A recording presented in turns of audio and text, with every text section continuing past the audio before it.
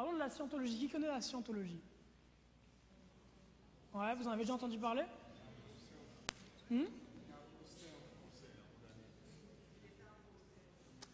Alors, la scientologie, d'où vient la scientologie?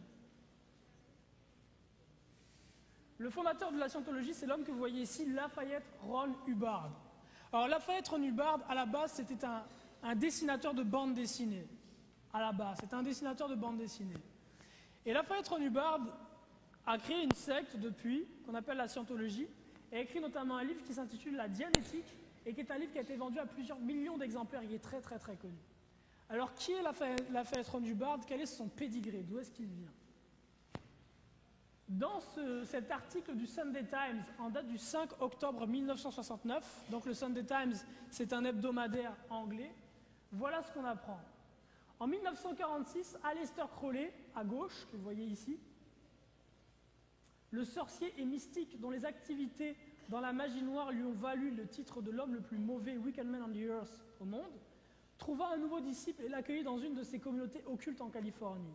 Les extraordinaires activités de ce nouveau disciple, enthousiaste, sont décrites dans une vaste collection de papiers détenus par un admirateur de Crowley, et que nous avons examiné.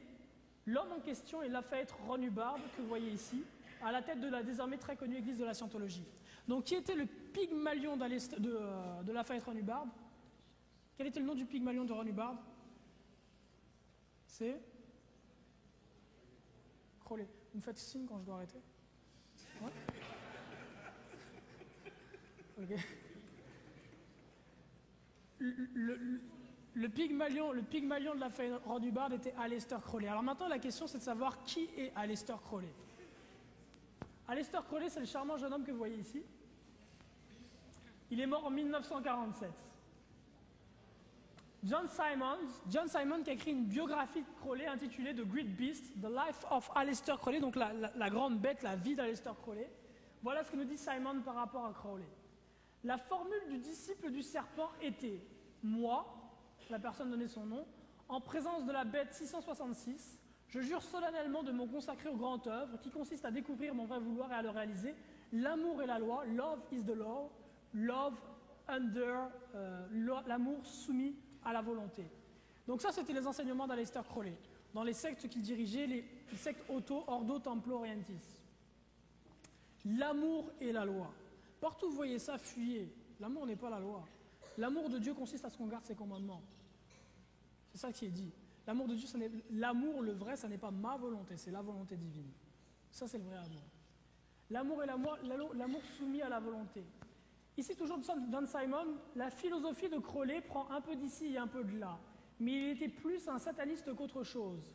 Je sers mon grand maître Satan, écrivit-il dans l'une de ses plus franches confessions, et cet auguste conseil composé de Belzébub, Lucifuge, Asmodeus, Belphégor, Baal, Adramélec, Lilith et Naéma.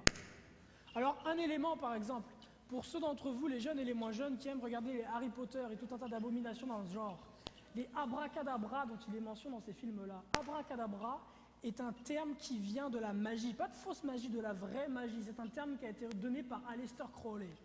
Et lorsque vous voyez dans des dessins animés pour les enfants qu'on utilise ce terme-là, on fait ni plus ni moins qu'entraîner les enfants à tomber dans tout un tas d'abominations spirituelles et d'invocations de démons. Dieu a en abomination. Dieu a en abomination la magie. Il a en abomination le spiritisme. Il a en abomination tout ce qui a trait avec les médiums. Et il dit dans sa parole dans Deutéronome que la raison pour laquelle il chassera du pays de Canaan les nations païennes, c'est parce qu'elles vont voir de telles personnes. Mais il dit au peuple d'Israël, vous, je ne vous le permets pas. Et ceci est une image de ceux qui seront sauvés à la fin des temps et de ceux qui seront bannis du royaume des cieux. Ceux qui seront bannis du royaume des cieux sont ceux qui seront allés voir les devins, ceux qui seront allés voir les médiums, ceux qui seront allés voir tous ces gens-là. Et croyez-moi bien, lorsque vous allez voir Harry Potter, vous ne faites rien plus que ceci. Si Dieu a en abomination les médiums, pensez-vous qu'il prend plaisir à des films qui parlent de magie? Et s'il vit en vous concrètement, est-ce que si Christ vit en vous, il va aller voir des films qui parlent d'abomination qu'il est au plus haut point?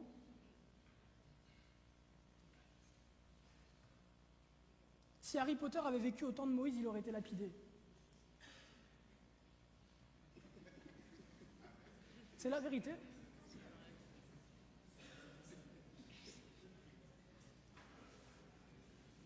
Ici, vous avez c'est une photographie d'Aleister Crowley à la fin de sa vie. Il avait tourné un peu fou. Aleister Crowley, la veille de sa mort, Aleister Crowley a maudit son médecin, et le médecin d'Aleister Crowley est mort le lendemain de sa mort. Voilà une des sentences très connues d'Aleister Crowley. C'est le leitmotiv de tous les disciples d'Aleister Crowley. Do what thou wilt shall be the word of the law. Love is the law, love under the wilt. Do what thou wilt, fais ce que tu veux, est le leitmotiv de l'ensemble des disciples de Crowley. Vous connaissez cet homme-là? C'est qui? C'est Jay-Z. Il a marqué quoi sur son t-shirt? Do what thou wilt. Entre guillemets, c'est une citation. Hein? Entre guillemets, do what thou wilt. Ok, c'est pour vous montrer un petit peu où est-ce qu'on va arriver au fur et à mesure des présentations, comment on va être capable de créer un lien très fort entre les cultures modernes et les grands prêtres lucifériens. Bharavat Sri Satai Sai Baba, un grand gourou indien, dit la même chose. Il n'y a qu'une seule religion, celle de l'amour. 1 Jean 5, verset 3 nous dit ceci. L'amour de Dieu consiste à garder ses commandements. Et ses commandements ne sont point pénibles. Ses commandements ne sont point pénibles. Parce que tout ce qui est né de Dieu triomphe du monde, dit la parole. Alors un autre élément pour faire une connexion encore rapide, vous donner un avant-goût de ce vers quoi on va arriver. Aleister Crowley a inventé, en tout cas a renommé quelque chose qui est assez ancien, qui a déjà entendu parler du tantrisme. C'est une pratique qui vient d'Inde, et le tantrisme le plus suprême, c'est notamment la pratique de l'acte sexuel avec la consommation de certaines drogues, notamment du cannabis par exemple, ou d'autres formes de drogue, et aussi l'invocation d'esprit. Okay, donc c'est un genre de gros mélange, fornication, drogue et spiritisme. Okay, l'aboutissement du tantrisme. Et Aleister Crowley va renommer ça, il va donner un nom plus contemporain à ça, il va appeler ça la sex magic. Il va appeler ça la sex magic. Et c'est ce qu'enseignait Aleister Crowley. Il a une villa en Angleterre qui désormais appartient à Ozzy Osbourne, qui est le grand prince du heavy metal. Vous connaissez Ozzy Osbourne? Oui. Ouais, ok. Qui appartient à Ozzy Osbourne. Et dans cette villa, Aleister Crowley pratiquait tout un tas d'orgies avec des morts et de choses comme celle-ci, qu'on appelle nécrophilie, avec des animaux ou des viols, des choses telles quelles, pour essayer de créer l'enfant philosophal, l'antéchrist. La sex magic, qui est le nom de la pratique, est un mot qui a été inventé par Crowley. Ici, vous avez par exemple un livre écrit par deux PhD, Lord Milo Duquette et Christopher Yatt, sur l'Enochian Sex Magic d'Aleister Crowley. Maintenant, laissez-moi vous poser une question. Avez-vous entendu le terme Sex Magic récemment dans les dernières années? Chanson de qui? Ciara et Justin Timberlake. Le titre de leur chanson Sex Magic est ni plus ni moins repris de l'enseignement de Crowley parce que ce sont deux disciples de Crowley, des disciples posthumes de Crowley. Love, Sex, Magic de Ciara. Et ce qu'on verra lorsqu'on arrivera à cette présentation-là, quand vous passez ce titre-là à l'envers, c'est tout un tas de louanges à Satan et Lucifer qui sont proférées par Timberlake et Ciara. Ça, c'est l'ancienne villa de Crowley qui appartient désormais à Ozzy Osbourne. Ici, vous avez l'un des tableaux d'Aleister Crowley. Et sur ce tableau fait par Aleister Crowley, vous avez les principaux fondements des cultes sataniques, du satanisme, du ce qui est luciférien. Premièrement, la fornication avec le corps d'une femme nue. Deuxièmement, la divinité de l'être humain. Vous avez ici la Horned Hand. Ici, vous avez l'œil qui voit tout, 666 qui est noté là. Les ailes d'Horus qu'on voyait tout à l'heure, etc. Alors, Lawrence Sutin, qui est professeur à la Hamline University, dit à propos de Crowley ceci. Ayant initié ses aînés dans le Lille, Crowley reçut en retour du bon Don Jesus une initiation accélérée au 33e degré maçonnique, le plus haut degré du rite écossais. Donc Aleister Crowley était un franc de quel degré? 33e degré. Et Aleister Crowley a été initié ici à Paris dans la Grande Loge nationale française. Il a été initié dans la loge anglo-saxonne numéro 343 à Paris de la GLNF. Ici, vous avez une photographie de Crowley lorsqu'il a reçu le 33e degré. Et Aleister Crowley, on le disait tout à l'heure, était le Pygmalion de Lafayette, Rome, Hubbard. Donc le fondateur de la scientologie a été enseigné par un tel homme.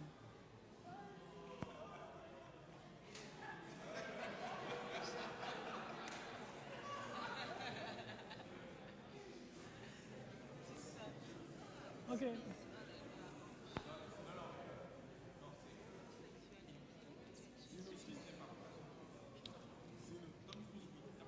Ici, vous avez Will Smith et Tom Cruise.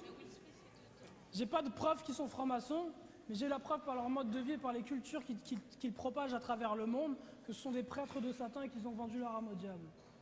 Ça, j'en ai la preuve. Tom Cruise et Will Smith. Dans la préface autobiographique du drame de Crowley de World Tragedy, il inclut une section sodomie où il admet ouvertement sa bisexualité et fait une éloge des relations sexuelles entre hommes. Crowley pratiquait la sodomie passive, nous dit Sutin dans le livre qu'il écrit à propos de Crowley. Encore une fois, pour quelle raison? Parce qu'en pratiquant ces abominations, vous vous rapprochez de l'ennemi de Satan. Plus vous pratiquez le bien, plus vous faites le bien, plus vous regardez le bien, plus vous contemplez le bien, et plus l'Esprit de Dieu s'approche de vous. Plus vous contemplez le mal et que vous pratiquez le mal, et plus l'Esprit de Satan s'approche de vous. Et ces deux hommes que vous voyez ici, Tom Cruise et Will Smith, sont deux prophètes de la scientologie. Font la propagande et la publicité pour la scientologie. Tous les deux. Parlons maintenant du Ku Klux Klan, si vous voulez bien. Vous connaissez le Ku Klux Klan? Ouais, vous en avez entendu parler? D'où vient le Ku Klux Klan? Qui a créé le KKK? Pour être raisonnable, ce sera le dernier. Ok. Ku Klux Klan. Ok. J'ai juste vérifié. Pour ce soir. Ok. Parce que je pense qu'il y aura juste deux doctrines. Fait comme ça, j'en aurais fini avec les...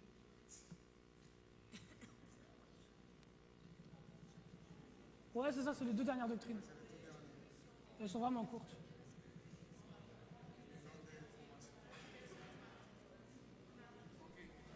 Les deux dernières? Ok, merci. Alors le Ku Klux Klan est un mouvement qui est né au 19e siècle, en même temps que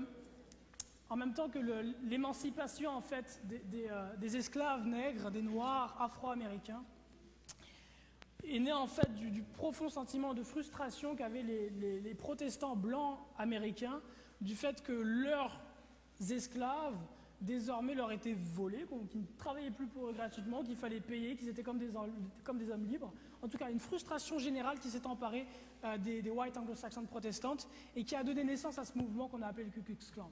Alors le Ku Klux Klan a connu différentes périodes, une première période au 19e siècle, au milieu du 19e siècle, une deuxième période qui a été son apogée au début du 20e siècle, 1920 et quelques, vous avez 1 million d'hommes et de femmes qui défilent avec le président des États-Unis à leur tête pour le Ku Klux Klan.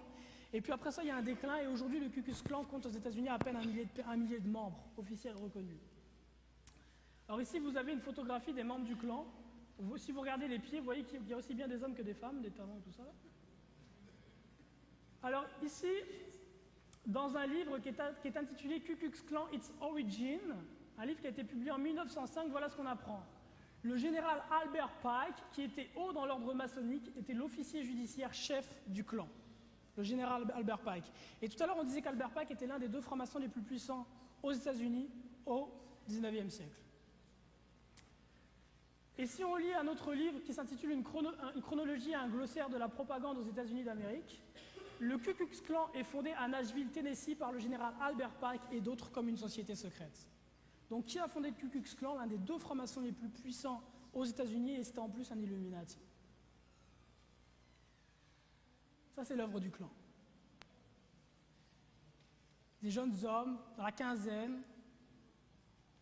étranglés, égorgés, pendus, peut-être parce qu'ils avaient parlé à une femme blanche, ça n'avait pas dû. Ou sont rentrés dans une partie d'un magasin qui leur était interdite.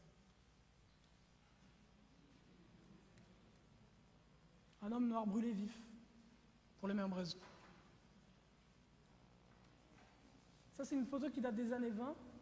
Vous avez 1 million d'hommes et de femmes blanches qui défilent sur Washington avec le président des États-Unis pour le Ku Klux Klan. Et ce qui est très intéressant, vous vous souvenez, tout à l'heure, je vous disais thèse et antithèse. On disait la thèse, le Ku Klux Klan, créé par la franc-maçonnerie. L'antithèse, par exemple, la Nation of Islam, créée par la franc-maçonnerie. Ça, c'est en 1920. En 1995, donc 80 années plus tard, il y a encore 1 million de marchmen, ce qu'on appelle 1 million de marchmen, donc 1 million d'hommes qui vont marcher, je pense que c'était au mois de mars, sur Washington. Dans les années 20, c'était des hommes blancs qui marchaient pour le Ku Klux Klan. En 1995, c'est 1 million d'hommes noirs qui marchent pour la Nation of Islam avec Louis Farrakhan à leur tête. Et des deux côtés, que ce soit ceux qui défilent en 1920 ou ceux qui défilent en 1995, Ils ont l'impression d'être des hommes libres, qui sont censés, puis qui sont en train de lutter. En réalité, c'est des moutons. C'est des moutons qui sont manipulés. Thèse, antithèse. La Nation of Islam a été créée par la franc-maçonnerie comme le Ku Klux Klan. Et tous ces antagonismes-là sont là pour vous faire perdre votre temps. Il n'y a aucun autre engagement qui importe pour un chrétien que celui de servir la cause de Christ. Aucun autre. Pas d'histoire de politique. On n'avait rien à faire dans la politique. Notre royaume n'est pas de ce monde. Il n'y a aucun autre engagement qui compte pour un chrétien que la cause du Christ. Tout autre est une perte de temps dans laquelle l'ennemi essaie de vous mettre. Tout autre. Carrière est une perte de temps. Nous ne sommes pas là pour nous bâtir des empires ou des carrières, nous sommes là pour servir Christ et le glorifier. Et si Christ vivait aujourd'hui, son aspiration ne serait pas de réussir une carrière.